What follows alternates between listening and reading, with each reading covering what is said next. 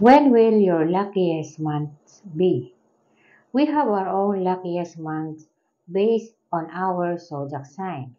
Pero, meron pong mga buwan na pinakamaswerte para sa atin. Narito po ang mga swerteng buwan ayon po sa ating zodiac sign.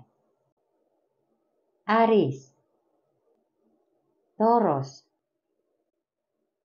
Gemini, Cancer, Leo, Virgo, September, Libra, Scorpio, August, Sagittarius, May, Capricorn, Aquarius, June, Pisces, April.